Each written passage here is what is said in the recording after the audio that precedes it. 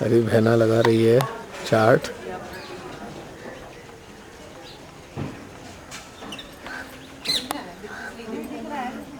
निवाली गांव टटीरी से लगभग 20 किलोमीटर दूर होगा। श्री माता जी ने भी कहाँ कहाँ अरेंजमेंट किया है।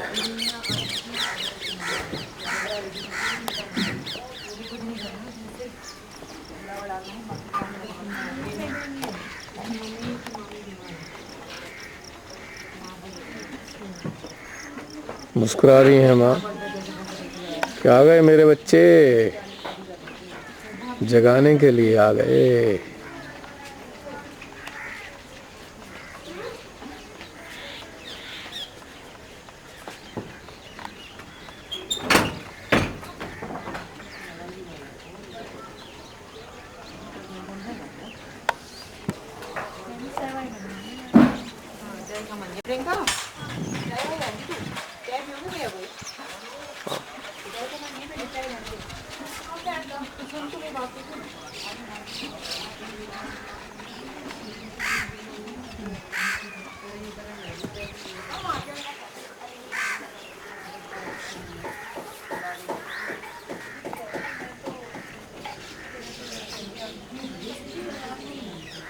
अच्छे अच्छे बच्चे देखो कैसे मुस्कुरा रहे हैं। तूने इतना प्रेम दिया, सबके चेहरे पे मुस्कुराहट है। एक भी आदमी दुखी नहीं दिखाई दे रहा मेरे को। कितना प्रेम ही प्रेम है। माँ ये सब जाग गए हैं बच्चे, और तेरे बहुत सारे कार्य करने वाले हैं। ये सबको बड़ा प्रेम बांटने वाले हैं। रोतों को हंसाएंगे, दुखियों को सहारा देंगे और अज्ञानियों को ज्ञान देंगे। ये तूने व्यवस्था कर डाली।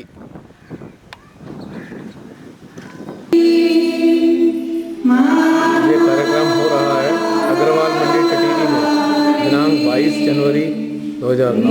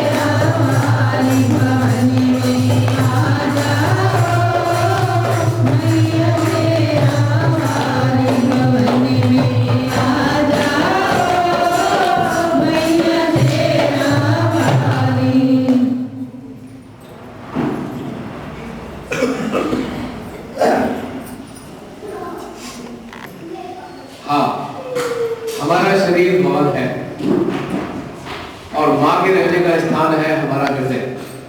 ये हृदय मध्य हृदय श्री हनुमान जी ने अपने कलेजा चीर के दिखाया था और वहां पर श्री राम दिखाई दिए थे। ऐसा हम सब कैलेंडर में देखते आ रहे हैं। भवन है वो माँ का, भगवती का। श्री राम ने जब रावण के विरुद्ध हवन का आयोजन किया था तो भगवती का ही आवाहन किया था और रावण ही हवन को पूरा कराने आया था। ये भी आप सब जानते होंगे। यानी कि भगवती की शक्ति के बिना बगैर हमारा मानवीय जीवन बिल्कुल व्यर्थ है। यदि हम उसके साथ नहीं जी पाते हैं तो समझ लीजिएगा हमारा ये जन्म विफल गया। तो हमारा हृदय वो भवन है जिसमें आकर भगवती बैठती है। जैसे कि हमारे घर के अंदर जब हम घर बनाते हैं तब जाके हमारे पूरे घर में प्रकाश आता है। ऐसी व्यवस्था हमारे भीतर भी है। तो भगवती वो करंट है जिसके बिना प्रकाश संभव ही नहीं है। किसी भी हालत में हमारे भीतर प्रकाश नहीं आ सकता जब तक भगवती करंट बन के, करंट की धारा बन के हमारे हृदय में आसीन नहीं होगी। तब तक हमारा शरीर एक बैटरी जैसा होगा, 8 घंटे चलने वाली बैटरी। बिजली अगर चली जाती है, जिनके यहाँ इन्वर्टर है जानते होंगे, 6-7 घंटे के बाद बैटरी समाप्त। इसी प्रकार से हमारा शरीर भी व्यर्थ, बेकार, करंट चाहिए इसको भगवती के नाम। तो रिचार्जिंग की व्यवस्था करने वाली स्वयं भगवती है। भवन में आ जाओ शेरा वाली। भवन में कहां से आएगी वो? भवन एक घर है, कहां से आए? द्वारे से होके आएगी ना। ये द्वारा है सर, वो द्वारा है जहां से भगवती हमारे भवन में प्रवेश करती है। अगर ये वाला द्वारा खुला है, जैसे कि हमने अपने घर का दरवाजा बंद कर रखा है, तो मेहमान कैसे आएंगे, आगंतुक कैसे आएंगे? क्योंकि हमने तो बंद करके रखा है। इसी प्रकार से हम मानव अज्ञानता से इस द्वारे को बंद रखते हैं या पता नहीं होता है ये द्वारा है, तो हम लाख भजन गा लें, भगवती नहीं आएगी। इसके लिए द्वारा खुला होना चाहिए। तो ये सहज योग के माध्यम से मां निर्मला देवी ने 5 मई 1970 से हमारे शरीर रूपी हृदय के भीतर में भगवती को बैठाने का इंतजाम किया है और इस द्वारे को खोलने की व्यवस्था की है मां ने। 5 मई 1970 को समुद्र तट के किनारे 3 दिन तक मां निर्मला ने कठिन साधना की और इस रहस्य को जाना कि मानव के भीतर जो भवन है उसका द्वारा सर को कैसे खोला रखे जाए, कैसे खोले जिससे भगवती शक्ति उसमें समाये और हृदय में अपना स्थान बनाए। और एक खास विशेषता है इस रास्ते की कि रास्ता मां निर्मला के द्वारा जागृत बच्चों के माध्यम से भी सारे संसार में प्रसारित हो रहा है। पहले जमाने में कोई एक ही गुरु होता था और गुरु को हर एक को मिलना पड़ता था, हर एक मानव को गुरु से मिलना जरूर पड़ता था। लेकिन इस विशेष रास्ते में ये जो मां निर्मला है, इतने पूर्ण ज्ञान को, इतनी अद्भुत शक्तियों को हमारे भीतर में जागृत करने का तरीका ही नहीं सिखाया है, जागृत भी कराया है। उन्होंने सहयोग के माध्यम से सारे संसार में प्रचारित किया। आज लगभग 125 राष्ट्रों में विश्व के ये रास्ता अपनाया जा चुका है और प्रतिदिन आपकी तरह शायद हजारों लोग प्रतिदिन इसमें जुड़ते जा रहे हैं और इसका आनंद उठा रहे हैं। ये कोई भेड़ चाल नहीं है कि एक को देख के दूसरा आ रहा है, नहीं। वास्तविकता ये है कि जब कोई इसमें आता है और जो अपने अंदर आंतरिक परिवर्तन की अनुभूति करता है, मन व्यथित रहा करता था, दुखी रहता था, पीड़ा से ग्रस्त था, अवसाद से ग्रस्त था, कोई मरना चाहता था, उसके हृदय में जीवन का जागरण हुआ, मरने की इच्छा का त्याग किया, मानव को उसके वास्तविक जीवन के लक्ष्य का मालूम हुआ, उसके अपने वास्तविक महत्व का पता लगा कि ये शरीर जो तुझे मिला कितनी हजार जन्मों के बाद मिला, कितना अमूल्य शरीर, तू मात्र भ्रम से भ्रमित होकर, प्रत्यक्ष में जो तुझे जीवन मिला उससे पीड़ित होकर तू इस सुंदर संसार को, अपने शरीर के माध्यम से जो तुझे संसार मिला उसको नष्ट करना चाहता है, शरीर को नष्ट करना चाहता है। इस अद्भुत प्रसाद को मानव देह के रूप में जो मिली है उसको व्यर्थ करना चाहता है, नहीं। ये व्यर्थ करने के लिए नहीं, ये जो भवन है ये देवी का भवन है। 33 करोड़ देवताओं का स्थान इस भवन में है और मानव के भीतर में परमात्मा ने चेतन स्वरूप आत्मा को भी डाला, जिसको विकसित करने पर परमात्मा के साथ मिलाप भी संभव है। इस सहयोग के माध्यम से ही मानव को इस अद्भुत चीज का पता लगा। इसी कारण लोग बढ़ रहे हैं। ये देखा देखी का मामला नहीं है, ये अनुभूति का मामला है, अनुभव का मामला है, वास्तविक रूप से जागृति का मामला है। ये मामला देखा देखी अनुसरण करने का नहीं है। गुरु आते हैं, प्रवचन होते हैं, आप सब ने देखा होगा, 2-4 दिन प्रवचन चले और प्रवचन का मुद्दा क्या रहा? श्री राम की कथाएं या श्री कृष्ण जी की रासलीलाएं, और इसके अलावा क्या होता है? कुछ भी तो नहीं होता इसके अलावा। जागरण भगवती मां का हुआ तो वो कौन सी तारामती की कहानी हो गई बस, और बीच में एक आदमी बच्चा या आदमी शेर बन के आ गया। क्या शेर ऐसे आता है? बिल्कुल भी नहीं। शेर का मतलब, शेर एक प्रतीक है, प्रत्यक्ष नहीं है। शेर एक प्रतीक है शक्ति का, कि जब भगवती आएंगी तो हृदय में शक्ति आएगी। शेर, सिंह राजा होता है। मानव को साधारण मानव से राजा बनाने की व्यवस्था है। हृदय में शक्ति आई यानी कि सिंह आया, शेर आया, मानव भय रहित हो गया। शेर भयभीत नहीं होता, शेर से सब भयभीत होते हैं। शक्ति हृदय में आई, मानव का भय नष्ट हो गया। तो शेर प्रतीक है शक्ति का, आनंद का, धैर्य का और सुरक्षा का। जो मानव जागरूक हुआ उसके पास एक गुण विकसित हो जाता है, दूसरों को सुरक्षा देने का भाव। चाहे वो स्त्री हो या पुरुष हो, जिसके अंदर भी भगवती ने अपना स्थान बनाया, वो मानव सुरक्षा देने की स्थिति में आ गया, क्योंकि स्वयं सिंह हो गया, स्वयं शक्ति का प्रतीक बन गया। तो ये चीजें हमारे अंदर समझनी होगी कि ये जो रास्ता मिला है, इससे हमारे सारे भयों का निर्मूलन किया जा रहा है, नष्ट किया जा रहा है। क्योंकि भगवती साक्षात ऊर्जा बनकर हमारे हृदय में प्रवेश करती है और प्रवेश करने के बाद हमें आश्वस्त करती है कि ए मानव, तू सुरक्षित है, मैं हूं तेरे हृदय के भीतर, मैं जाग गई हूं, तेरी सारी यंत्रणाओं का दौर समाप्त हो गया, तेरी सारी पीड़ाओं का दौर समाप्त हो गया।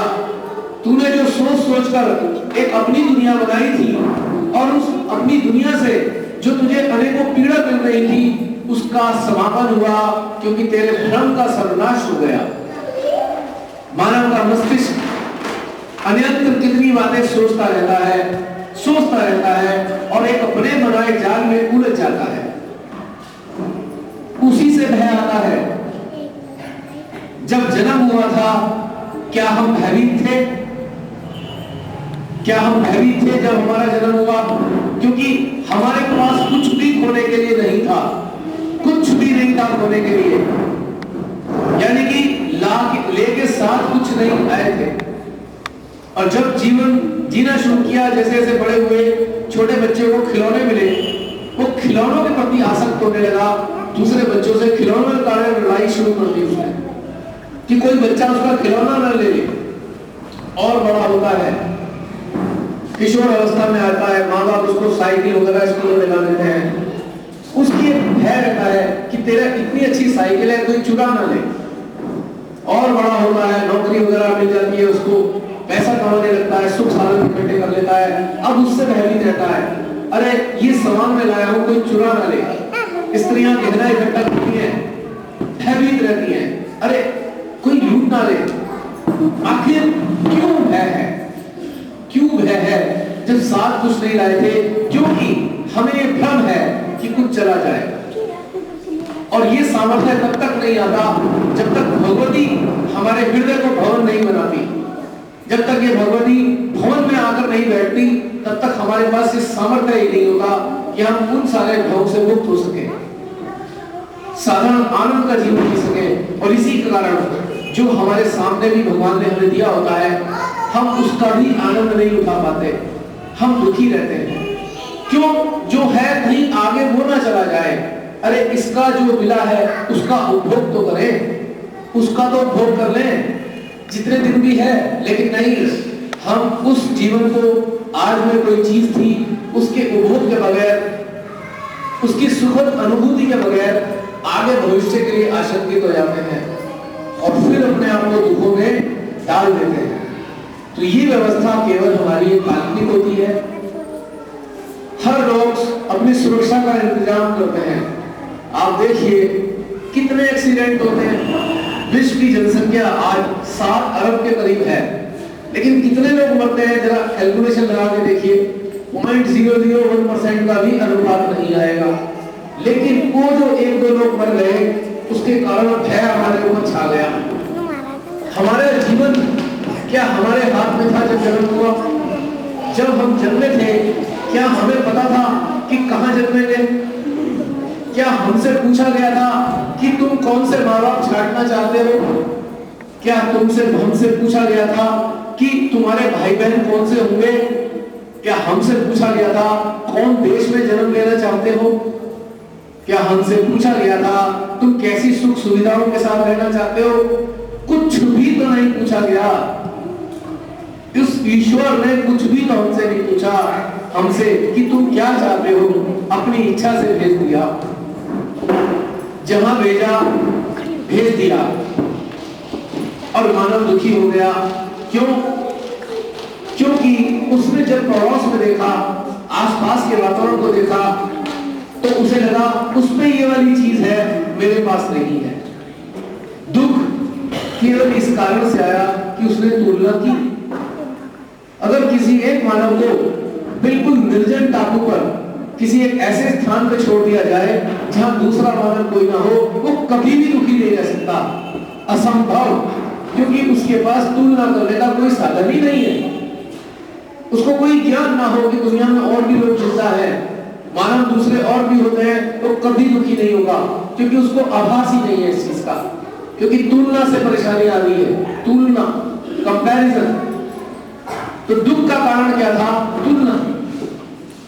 और इस कारण से दुख से हम ग्रसित हुए और अपनी सुंदर काया को भोगी बना डाला।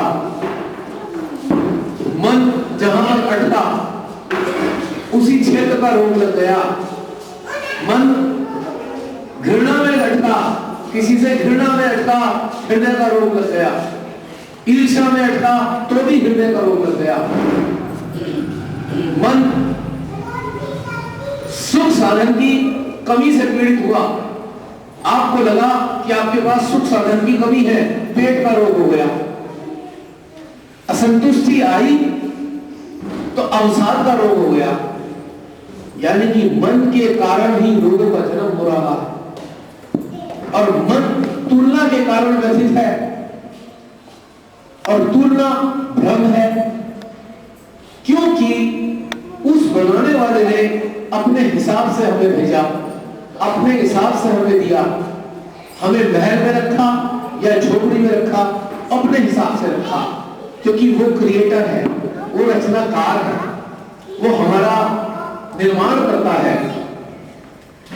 इसी के कारण ना समझी आई और हमने जो संसार में मिला उसको अपना मान लिया और खोने से भयभीत होने लगे और रोगी होते चले गए।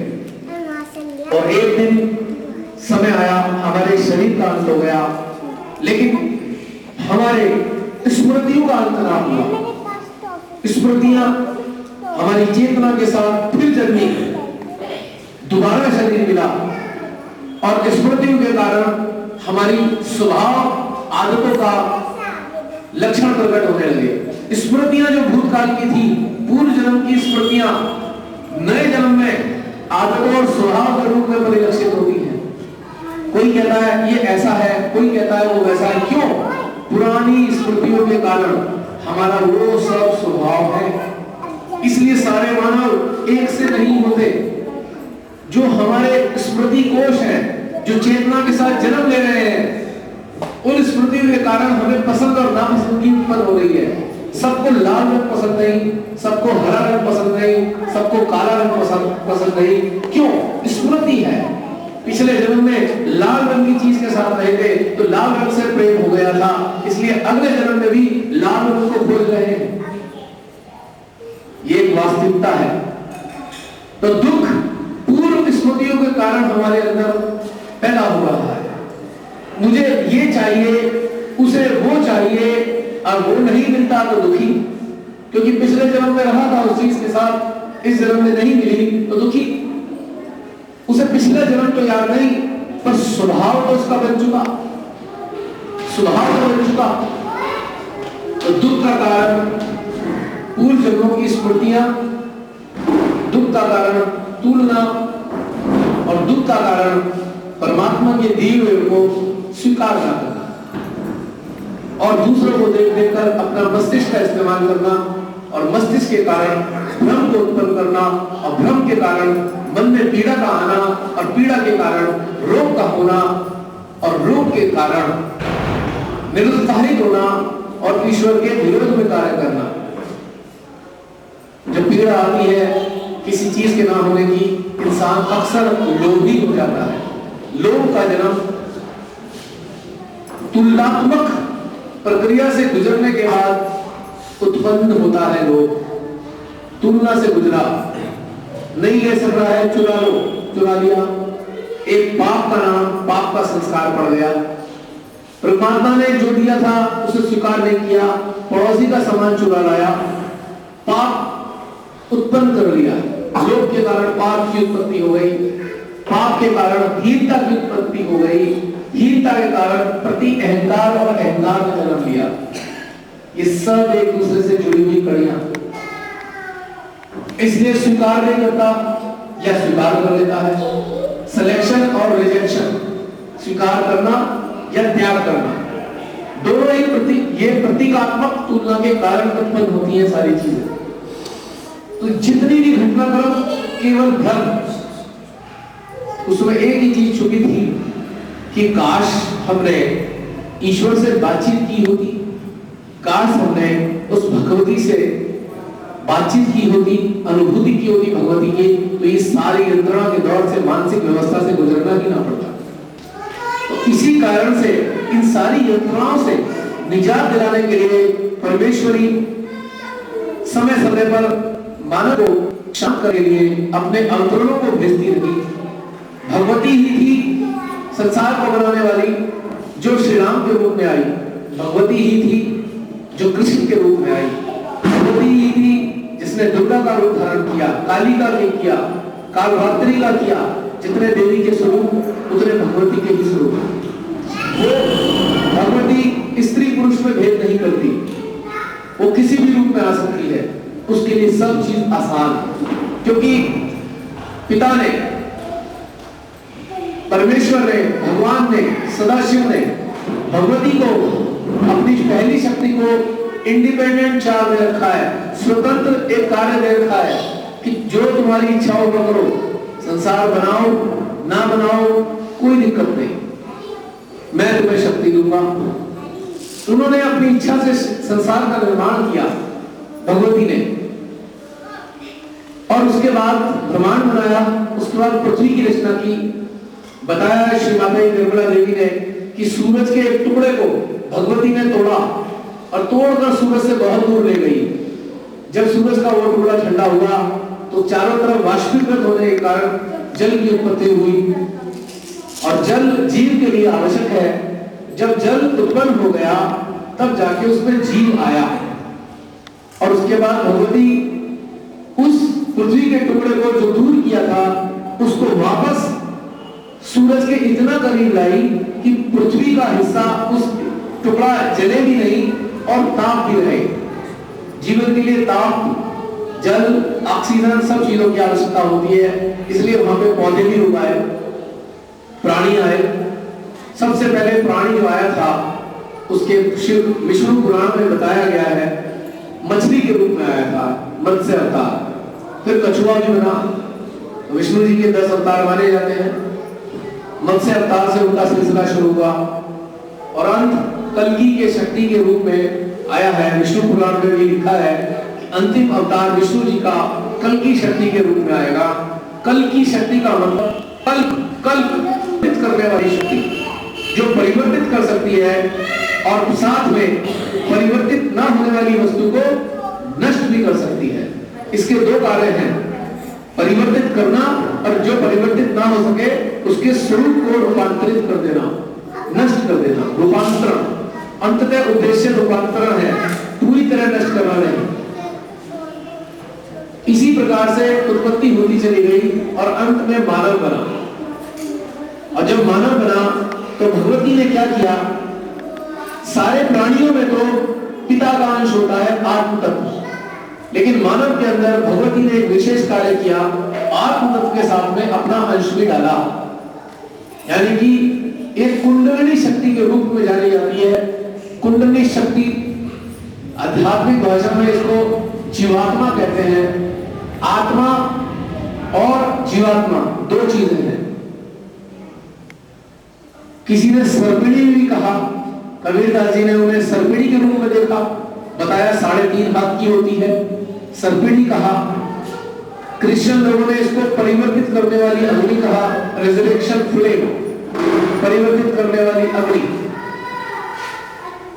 और मुस्लिम लोगों ने इसको बुर्राक, सफेद चिट्टा घोड़ा बुर्राक कहा, जिसपे मोहम्मद साहब जिसपे सवार होकर अल्लाह ताला से मिले थे। हर मजहब में एक इसका कोई ना कोई नाम सुनिश्चित है। तो भगवती ने जब कुंडली शक्ति को हमारे भीतर में डाला तो उसने व्यवस्था की थी, इसी कुंडली शक्ति के माध्यम से तुम मेरे से जुड़ सकते हो। ये एक ऐसी नाव है जो संसार के सागर को पार करने के कार्य करती है।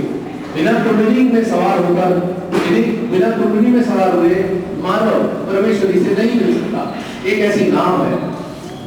तो मां निर्मला देवी ने यही सारे कार्य किए हैं जो हमारे शरीर में कुंडली आई है, जो हम सब मां के गर्भ में 2.5-3 माह की अवस्था में होते हैं, तब ये कुंडली उसके तालु भाग से प्रवेश करती है और प्रवेश करने के बाद रीढ़ की हड्डी के नीचे 3.5 लपेटे में बैठ जाती है। इसी के कारण, इसके आकार के कारण इसका नाम कुंडली कहलाया। कुंडली जब रीढ़ की हड्डी में होती है तो बहुत महीन छोटी सी दिखाई देती है, लेकिन जब वो बाहर निकल जाती है तभी शायद कबीरदास जी ने कहा होगा 3.5 हाथ की होती है। उन्होंने बाहर निकले हुए इसे देखा होगा। कबीरदास जी एक ऐसी आत्मा रहे हैं, दिव्य आत्मा रहे हैं, जिन्होंने मां के गर्भ का इस्तेमाल नहीं किया जन्म लेने के लिए। बनारस के पास लहरतारा गांव में, लहरतारा नाम का स्थान है, सुबह 4 बजे जुल्हा दंपत्ति स्नान करने के लिए सरोवर में गए।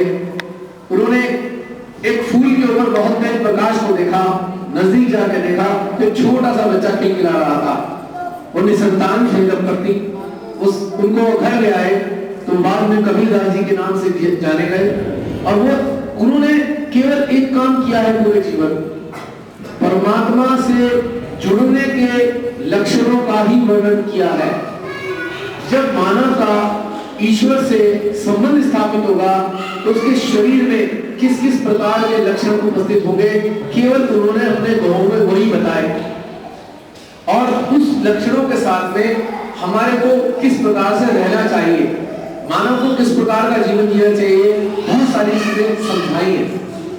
तो कबीरदास जी ने जन्म भी नहीं किया मां के गर्भ से, और मृत होने पर, शरीर मृत होने पर वो दफनाए भी नहीं गए और वो जलाए भी नहीं गए। कबीरदास जी के अनुयायी बहुत सारे थे, मुस्लिम हिंदू दोनों ही प्रकार के थे। जब शरीर समाप्त हुआ उनका, उनमें झगड़ा शुरू हो गया। मुस्लिम लोगों ने कहा हम दफनाएंगे, हिंदू लोगों ने कहा हम तो जलाएंगे। अचानक इस विवाद के बीच में एक साया प्रकट हुआ और उसने उन सारी भीड़ के समूह से कहा जरा चद्दर हटाइए। चद्दर जब हटाई गई तो देखा कुछ भूल ही थे। तो इतनी दिव्य आत्मा संसार में आई थी लगभग 500 वर्ष पहले, और परमात्मा की सारी चीजों का उन्होंने वर्णन किया। और सहयोग के माध्यम से कबीरदास जी का एक एक दोहा प्रमाणित हो रहा है। जब आप इस सहयोग से जुड़ते हैं तो आपके भीतर में वही वाले लक्षण उपस्थित होने लगते हैं। और यदि कोई कबीरदास जी के दोहे समझे तो आश्चर्य होगा कि जो कबीरदास जी ने 500 साल पहले बताया था वो आप सबके भीतर में आज हो रहा है।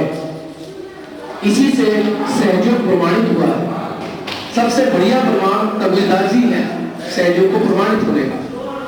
कहते हैं शास्त्रों से गुरु प्रमाणित होते हैं और गुरुओं से शास्त्र प्रमाणित हो जाते हैं, दोनों एक दूसरे के पूरक हैं। तो इसलिए मां हमारी श्री माता निर्मला देवी ने इतना सुंदर योग दिया, जिसको करने के लिए आपको कुछ भी नहीं विशेष तौर से करना होता है, केवल निरंतर अपने उस द्वारे का ध्यान रखना होता है। मैंने बताया था ये जो सर है भगवती का प्रवेश द्वार है, केवल एक ध्यान रखना है कि प्रवेश द्वार खुला रहे। जब आप अपने मन को इस स्थान पर रखेंगे तो इसके खुले होने का आभास आपको कैसे होगा कि यहाँ पर हल्की हल्की हलचल या शीतलता या स्पंदन या सरसराहट होगी। जैसे दरवाजा खुला हो और हल्की हल्की हवा चलती है तो दरवाजा चू चू करता है या आवाज आती है हल्की हल्की दरवाजे के हिलने की। दूसरा, पहला चीज, सबसे पहला नियम रहेगी जिससे पता लगता रहेगा मां हमारे अंदर है। कितना आसान है। और इस दोनों भक्तजनों को ध्यान रखते हुए दुनिया जहान के सारे काम कर सकते हो। किचन का काम, स्कूटर चला सकते हैं जेंट्स, गाड़ी चला सकते हैं, सोच सकते हैं, लिख सकते हैं, टेलीविजन देख सकते हैं, सारे कार्य करते हुए इस दोनों स्थानों पर ध्यान रखा जा सकता है। बहुत आसान चीज है योग ये, क्योंकि ऊर्जा, ब्रह्मांड की जो ऊर्जा है वो सबसे पहले आपकी यहां पर गिरने वाली है, और वो ऊर्जा स्वयं भगवती है, निराकार रूप भगवती का। भगवती इतनी दयालु है, इतनी कृपालु है भगवती, कि हम जिस देवता के स्वरूप में भी उन्हें देखना चाहते हैं वो उसी स्वरूप में प्रवेश कर जाती हैं और हमारे हृदय में बैठ जाती हैं।